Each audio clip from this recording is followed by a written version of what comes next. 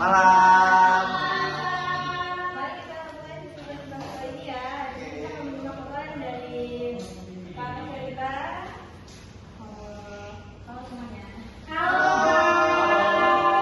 Yang akan membahas mengenai DMC ya. Saya ada bekerja selaku moderator yang akan menemani Kawita menjadi moderatornya ya. Terima kasih Kak Asna atas waktunya. Terima kasih juga untuk semuanya yang sudah hadir di sini pada malam hari ini ya. Jadi hari ini saya akan memaparkan materi yaitu yang berjudul Integrasi Marketing Komunikasi dan atau KMC sebagai kunci konsistensi brand di era multi channel. Materi yang kita bahas di sini yaitu ada pengertian dari MC itu sendiri, pentingnya strategi ini, kemudian ada komponen utama, alur kampanye, tantangan yang ada, hingga solusi praktisnya. Nah, langsung aja di sini ada pengertian dari MC. Apa sih MC itu? Jadi secara definisi singkatnya, MC itu merupakan strategi komunikasi pemasaran terpadu yang menyatukan seluruh kanal komunikasi. Tujuannya itu agar pesan yang disampaikan kepada konsumen itu tetap konsisten, relevan dan terkoordinasi, tidak peduli dimanapun mereka melihat pesan kita. Terus kenapa sih MC itu penting? Nah, di sini ada 4 alasan utama kenapa MC itu penting. Yang pertama, karena konsumen itu omnichannel ya. Jadi pelanggan saat ini tidak hanya fokus atau diam di satu platform saja. Jadi ada satu orang yang menggunakan berbagai platform sekaligus seperti itu. Kemudian yang kedua ada fragmentasi media, di mana pilihan media itu sangat beragam sehingga pesan itu mudah terpecah. Jadi nggak konsisten gitu. Yang ketiga di sini konsistensi. Konsistensi itu membangun trust atau kepercayaan pelanggan kepercayaan pelanggan itu tumbuh ketika brand bicara dengan nada yang sama dimanapun. Kemudian yang terakhir yaitu efisiensi anggaran. Dengan integrasi kita itu bisa memaksimalkan penggunaan budget tanpa ada pemborosan seperti itu ya. Nah, kemudian di sini ada komponen dari IMC itu sendiri. Yang pertama ada brand messaging, di mana brand messaging ini mulai dari brand messaging yang kuat, segmentasi audiens, integrasi kanal hingga pengukuran yang berkelanjutan. Nah, contoh audiens itu seperti ini ya teman-teman. Jadi mulai dari TV atau video ads, di mana dia itu fungsinya untuk membangun awareness, lalu menggunakan sosial media dan influencer untuk fungsinya itu sebagai edukasi dan social proof. Dan kemudian ada PR atau public relation yang fungsinya itu sebagai kredibilitas, kemudian diperkuat lagi dengan sales promo dan email atau siaran untuk konversi dan retargeting. Lanjut di sini ada tantangan implementasi IMC. Tentu implementasinya itu tidak selalu mulus. Tantangan terbesar yang seringkali adalah silo antar departemen atau data yang tidak terintegrasi. Bahkan menjaga konsistensi kreatif di banyak kanal seringkali sulit dilakukan. Sebagai solusinya, kita harus membentuk tim lintas fungsi. Kita butuh panduan kreatif dan standar dan pemanfaatan teknologi seperti CRM dan GDP. Jika dilakukan dengan benar, integrasi ini itu dapat meningkatkan efektivitas hingga 30-50%. Nah, di sini ada contoh dari kasus IMC, yaitu Tokopedia Ramadan waktu Indonesia belanja. Dari Tokopedia contoh dari kasus IMC, yaitu Tokopedia Ramadan waktu Indonesia belanja. Dari Tokopedia ini, mereka mengintegrasikan pesan melalui TV, YouTube, media sosial hingga promo langsung di marketplace. Hasilnya itu sangat signifikan ya, terjadi lonjakan transaksi tahunan dan peningkatan awareness yang kuat. Nah, jadi kesimpulan pada pemaparan materi saya kali ini yaitu IMC itu merupakan kunci utama konsistensi sebuah brand. Tanpa integrasi, brand itu akan mudah kehilangan identitasnya di tengah bisnisnya media gitu.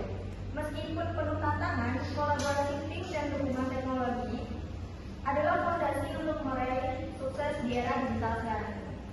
Oke, mungkin itu yang dapat saya sampaikan. Terima kasih atas perhatiannya. Selanjutnya mungkin bisa dijelaskan. Terima kasih atas presentasinya. Ini presentasi yang sangat bagus ya. Mudah dimengerti juga. Mari kita lanjut ke sesi tanya jawab.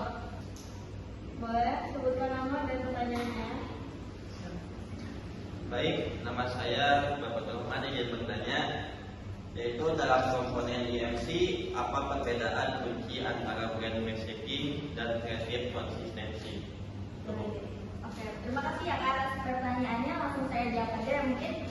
Jadi perbedaannya itu untuk brand messaging sendiri adalah fondasi strategis, yaitu apa yang ingin disampaikan oleh brand, misalnya seperti nilai, janji atau posisi unik.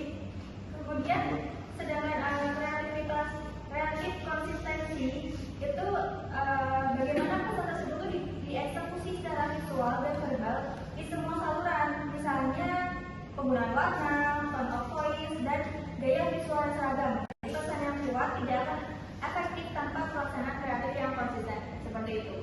Baik, silakan. Kenapa ada pertanyaannya? Perkenalkan, nama saya Mansinta, izin bertanya Kak. Mengingat tantangan silo antar departemen, bagaimana mekanisme pembentukan tim lintas fungsi IMC dapat menjamin efektivitas dan koordinasi pesan? Terima kasih. Oke, terima kasih ya atas pertanyaannya. Pembentukan tim lintas fungsi itu tuh bertujuan mengatasi silo dengan menyatukan perwakilan dari semua departemen yang terlibat seperti pemasaran digital, sales, PR, dan lain-lain. Jadi tim ini tuh harus memiliki satu brand messaging framework sebagai panduan bersama dan menggunakan CRM dan CDP untuk memastikan semua departemen itu mengakses data konsumen yang terintegrasi sehingga pesan yang disampaikan itu selalu relevan di setiap titik kontaknya gitu. Terima kasih. Boleh silakan. Oke, terima kasih atas kesempatannya ya Kak, dan juga pemaparan dari Kak Novel ini tuh cukup rinci sekali. Pertanyaan dari saya, sebelumnya perkenalkan saya Gabriela. Pertanyaannya itu apa sih peran teknologi seperti CRM dan CDP dalam mendukung IMC dan terutama tuh dalam mengatasi masalah data tidak terintegrasi gitu Kak. Perannya itu apa dan cara mengatasi masalahnya bagaimana? Boleh dijelaskan? Terima kasih ya Kak Gabriela atas pertanyaannya. Ini cukup bagus ya. Jadi CRM dan CDP itu adalah solusi untuk masalah data yang tidak terintegrasi. Oke, jadi CDP itu tuh menyatukan data pelanggan dari berbagai saluran menjadi satu profil tunggal. Nah, hal ini memungkinkan segmentasi audiens yang lebih akurat dan memungkinkan pengiriman pesan yang relevan melalui retargeting yang presisi. Seperti itu, Kak. Terima kasih. Terima kasih ya Gabriela pertanyaannya. Boleh silakan yang bertanya. Mungkin boleh saya pakai kacamata. Ya, perkenalkan nama saya Esa. Di sini saya ingin menanyakan dalam alur kampanye IMC, bagaimana peran PR dan influencer berkontribusi terhadap kredibilitas dan social proof, dan apa kaitannya dengan tahap awareness? Oke, baik. Oke, terima kasih atas pertanyaannya. Ya. Jadi dalam tahap awal-awal ini tuh TV, video ads itu memperkenalkan produk. Setelah itu influencer memberikan social proof atau bukti sosial bahwa produk itu tuh digunakan dan disukai. Sementara itu aktivitas PR membangun kredibilitasnya melalui liputan media yang netral. Kombinasi ini tuh membangun fondasi kepercayaan sebelum audiens jalan ke tahap konversi, misalnya melalui sales promo gitu. Mungkin cukup ada Mungkin satu pertanyaan lagi ya, Chef. pertanyaan lagi ya. Mohon izin, kenalkan nama saya Pukle. Jadi